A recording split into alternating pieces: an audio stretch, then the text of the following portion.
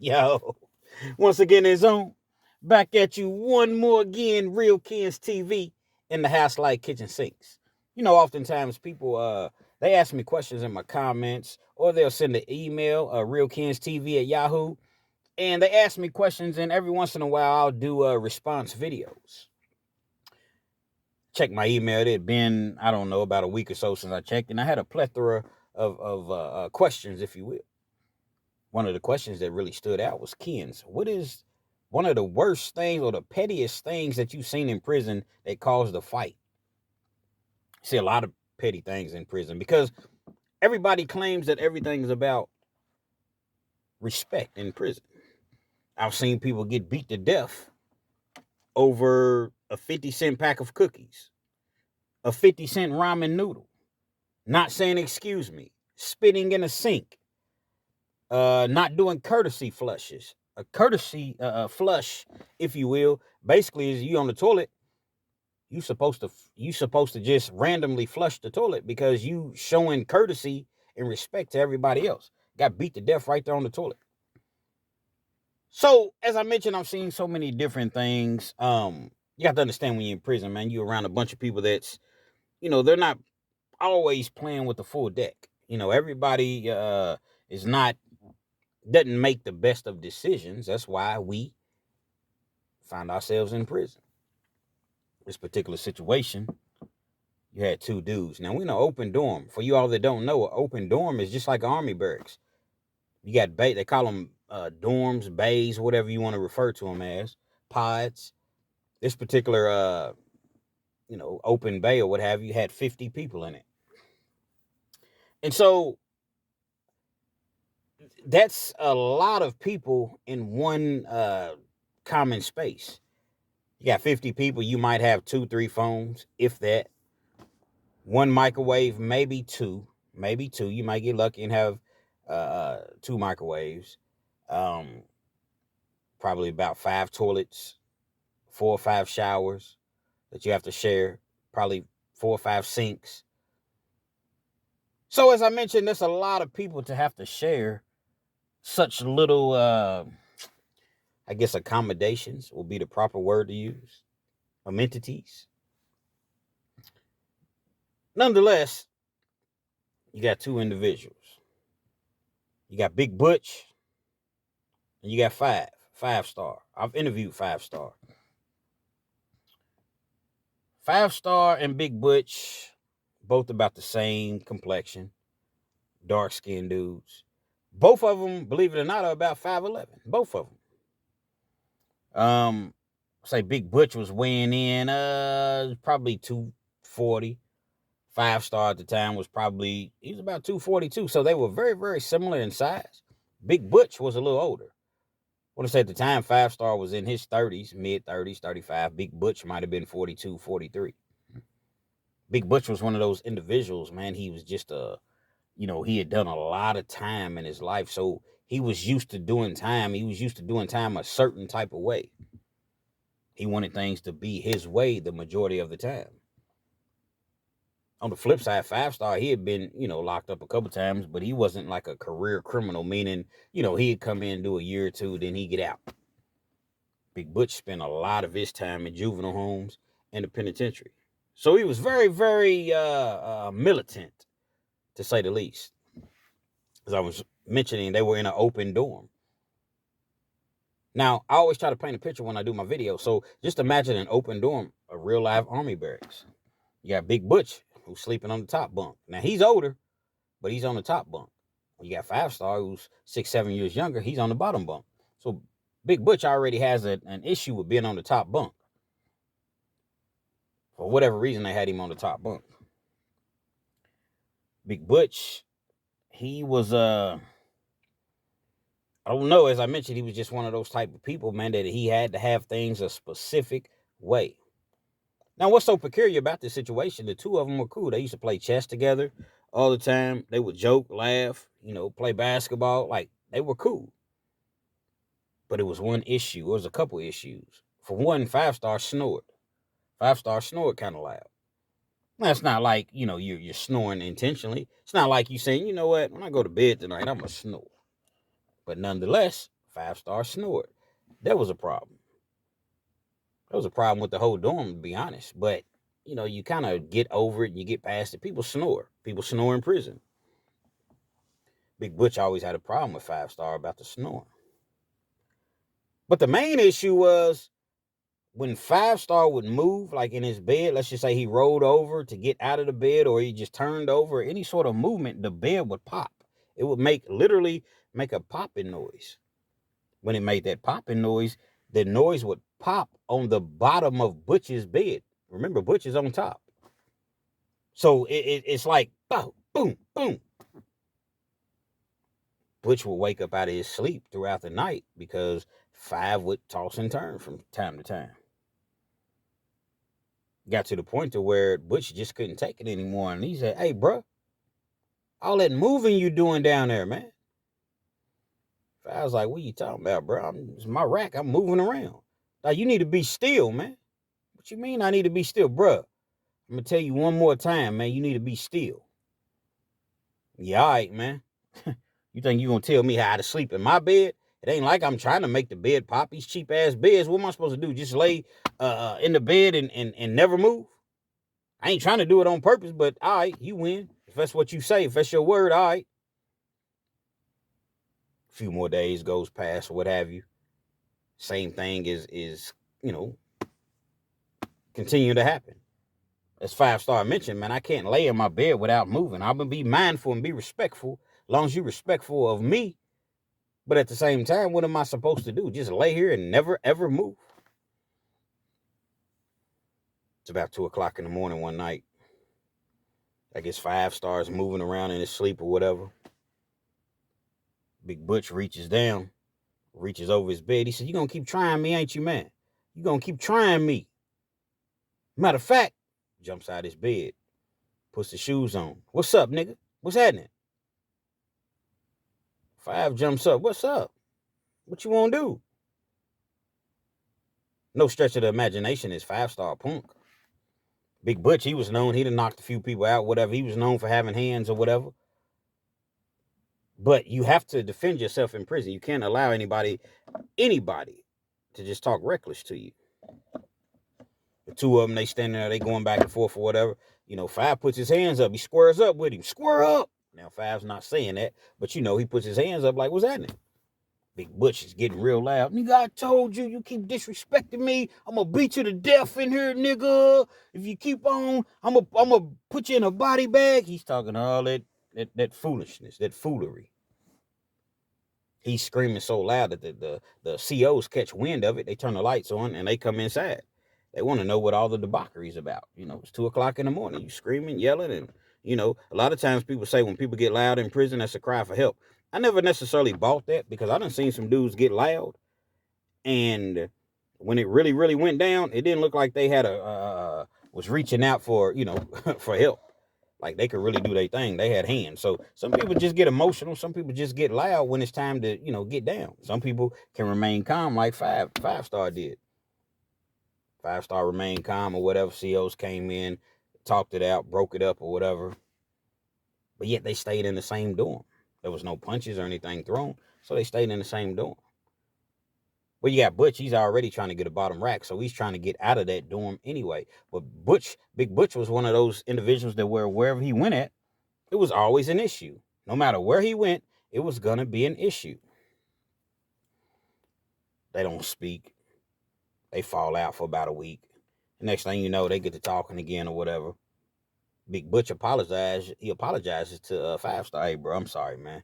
I was out of line.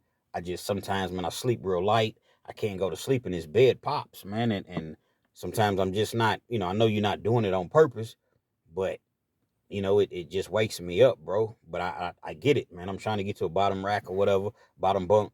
But this is just, I don't know, man. 5-star's like, all right, man, that's cool, man. He accepts his apology or whatever. They get back cool again. A few more days goes past. Same situation, same occurrence. It's 2, 3 o'clock in the morning. It's 2 o'clock in the morning. 2, 3 o'clock in the morning. He banging on 5-star's rack. Nigga, I done told you, nigga. He's screaming. Five ain't got no more rap. He already know what the situation is about. From prior discrepancies, from prior, conversations that they've had about this bed popping, he already knows what it is. Five ain't got no rap. I ain't got no rap. Five jumps up, puts his boots on. Let's get it, nigga. Let's get it. Right now, let's get it. Big Butch jumps off his bed. He's going through the same, demonstration that he's putting on, screaming and hollering and yelling or whatever. Again, the same scenario happens. The same exact scenario happens. Police come in. When I say the police, I'm referring to the correctional officers. They come in, calm the situation down. Because there was no punches or anything thrown, there was nothing they could really do. It's not like they can take him and move him somewhere else. Beds in the penitentiary stay, filled up. They calm the situation down. Two of them get back to sleep. This time, there's really no apologies. Five Star don't necessarily feel comfortable being in that dorm because he's just like, man, but I ain't moving. You know what I'm saying? He gonna have to move. Five wasn't trying to go nowhere, and I don't blame him. Two of them's not speaking. That's an ornery, that's a miserable situation, feeling to where you are sharing essentially a bunk bed, which you call it racks in prison, with an individual, Big Butch up top, Five Star on the bottom, and y'all not even speaking because y'all right there in the same area. And again, you all were individuals that used to speak and kick it and play chess and basketball and talk crazy about the games, friendly or whatever. But now all of a sudden, there's no conversation between the two of you all. Fast forwarded, a week or so later. I'm not even sure if it was a week, 4 or 5 days. 2:00 in the morning. Big Butch can't take it no more. This time he don't even say nothing. I guess Five Star is really, really, moving around and getting to him. Mind you now, Five Star's he ain't no little dude. He's about 240, maybe even 250. So is Big Butch.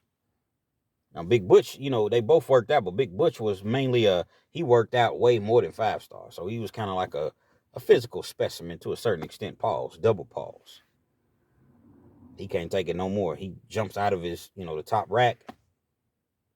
I guess he already had it planned because he had a lock and a sock, and he already had it. What I'm assuming is because you can't just walk around with a lock and a sock, and you definitely can't have it like, in your bed area, in your lock or whatever. So he probably just had his lock and he had a sock right there. And so whenever he needed it, he would just throw that lock inside the sock, wrap it around his wrist or whatever, and go to work. That's what he planned that night. Jumps out of the rack, got his shoes on, he swings. When he swings at Five Star, I don't know how in the world that he didn't hit him. He didn't hit him in his head, like he caught him, but it was kind of like in his shoulder area. Wakes Five Star up immediately. Five Star gets to, grabbing his pillow. He's blocking it. Now, that was great awareness because think about it. You sleep. It's 2 or 3 o'clock in the morning. Somebody just swinging a lock and a sock at you. A big dude. 240, 250. A gorilla. Penitentiary gorilla. Been locked up his whole life. The grace of God, I guess, was with Five Star that night because he never really got hit like that. Five jumps up. He don't even have no shoes on or anything. Butch has his house shoes on. Not his house shoes, but his shower shoes is what they call it in prison. Five don't got no shoes on or anything. They square up. Big Butch is being loud. Yeah, what's up, nigga? I told you I was going to get you. You going to keep disrespecting me? He's acting like he's going to swing the lock and the sock, but he's not swinging. He's just talking. Five's like, yeah, go on swing on me. Go on swing on me. You got one swing. Big Butch swings. He misses. When he misses, they kind of, they squaring up. Well, Five Star squaring up on him, but Big Butch, he's not really squared up. He got that lock in the sock, and he's twirling it. He's trying to cause severe damage. Five Star ain't running. He ain't trying to. He's like, what's up, man? Five's mad himself. Big Butch came in and swung, and Five stuck his arm up. And when he stuck his arm up, the lock in the sock went around his arm. So when it went around his arm, it kind of like Big Butch was kind of pulled towards 5. The momentum pulled him towards 5. 5 hit him one time. Boom! Body rocked him. When I say body rocked him, man, y'all remember the game Mike Tyson's Punch Out? And you got Glass Joe when he would get hit and he would fall all silly shimmying as he falls to the ground? That's what happened to Big Butch. Got hit one time, crippled him. I'm talking about put him to sleep. He's totally asleep now. The CO don't see what's going on at this point because it's dark. It's kind of dark in the dorm. It's not real dark, but it's semi-dark in the dorm. And he's probably up there looking at magazines on the phone or something. He's not even paying attention. You got to understand the guards tower is like in the middle of the dorm. So you got, when I say in the middle of the dorm, you got A dorm, B dorm, C dorm, E dorm, and F dorm. All of them can hold up to 50 people. So there's a guard tower. Like when you walk outside of your dorm, there's a door. You walk outside of your dorm, it's kind of like a circle, like a loop. So the guards tower is in the middle. He can't see every single dorm at once. So he doesn't see what's going on. Butch is body rocked. He's knocked out. He's out cold. Man, 5 wasn't hearing it. Nah, this can't go on this way. You know what I'm saying? Now, 5 don't have no shoes on or whatever. Now, 5 had his boots on, I'm pretty sure he would have stomped him. 5 hits him a couple more times. He gets on top of him. You know how you get on top of somebody and you got your knees pinning their shoulders down, their arms down? Man, imagine. 5's 240, 250 now. He's on top of him, man. He hits the dude about 3 or 4 times. I told you. Boom. He hit him, wake him up. Hit him, boom, go back to sleep. Hit him, wake him up. Boom. Hit him, go back to sleep. 5 probably could have unalived Big Butch, man. I'm going to keep it all the way real. 5 probably could have unalived Big Butch. A couple dudes that was from Lexington or whatever, Lexington, Kentucky, that's where I'm from or whatever. Y'all jump in the comment section. Let me know where you chiming in from. What city and state. Rep your hood, rep your city. A couple dudes jumped in. Come on, man, 5, you going to kill him, man. Come on, 5. Come on, 5. CO see the commotion or whatever, the lights immediately turn on. They call it Signal 7. And Signal 7 is when there's a fight occurs, whatever dorm that you're in. It was dorm CC that we went at this particular time. Now, actually, let's take that back. Let's rewind. It was dorm A1. COC was going on. He hits the panic button, radios it in. Signal 7 and Unit A1. Signal 7 and Unit A1. Yeah, Signal 7 means it's a fight. Get here and get here immediately. Not immediately. Get here immediately. So you call it Signal 7. He can't come in there and break those 2 gorillas up or whatever, even though the other guys from Lexington already jumped in and intervened or what have you. Now, Big Butch was from, I believe he was from Ohio. I want to say he was from Ohio. So, he had a couple dudes in there from Ohio or whatever, but it wasn't one of those type situations where it was a city versus city or a gang type situation or whatever. Big Butch was dead wrong, and people knew that he was wrong. So the Signal 7 continues until, the officers get into the dorm. Signal 7, Unit A1. Signal 7, Unit A1.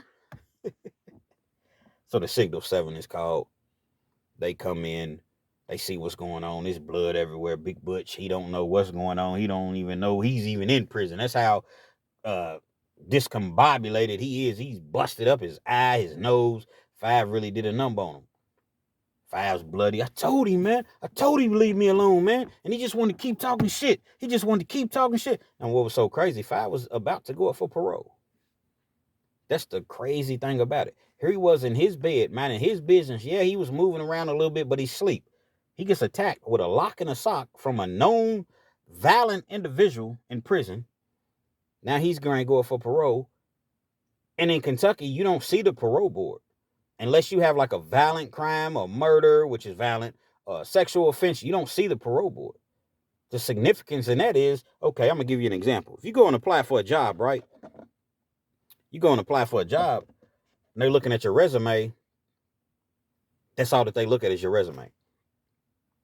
They don't even give you a chance to speak in front of them or whatever. And actually, you have a better chance because you can doctor up your resume. But in prison, they might see your disciplinary reports.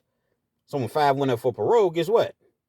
They see, man, this guy has a pending. Actually, he had a pending charge, and it wasn't just a pending write-up. He had a pending charge. They pressed charge. Big Butch pressed charges on 5 Star outside court, 2nd-degree assault. He started it.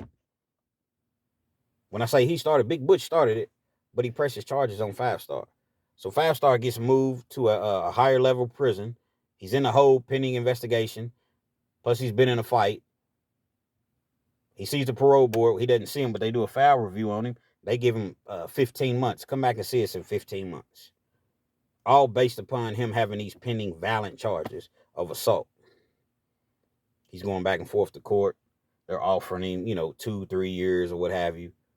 Like, nah, man, I ain't taking nothing, man. Dude attacked me. Why would I take any time? He fights the case for about, a year or so. At the very end, the charges end up getting dismissed because the prosecutors knew they had the video. They had, they knew that dude had attacked him, but yet they were still trying to get a conviction out of it. That's how rotten those prosecutors are. They knew that he had been 5 Star had been attacked, but yet they didn't want to dismiss the charges. Ultimately, the charges got dismissed. The write-up gets dismissed.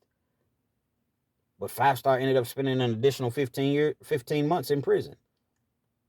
Had to endure being behind the wall, which he had been there before. It wasn't really a problem, but still, nobody wants to really be behind the fence with the lions, tigers, gorillas, goons, and, birds. If you don't gotta be, you like to be in a laid-back situation such as a camp, because it's totally laid back. But the thing about a camp, you got these COs that are really, really overbearing and think they can just really, really talk to you crazy because they use the penitentiary as a weapon. When we'll send you to prison. And they do that often. Nevertheless, 5 Stars, I mentioned, gets all the charges dismissed. He gets to come back to the camp.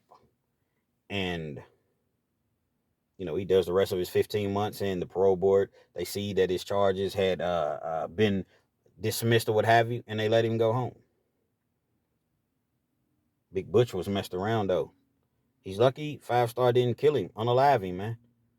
Because he definitely could have. See, the thing about prison, man, there's no such thing as you go to prison, you mind your own business, you'll be okay. Yeah, if you mind your own business, there's a greater chance that you won't get into anything.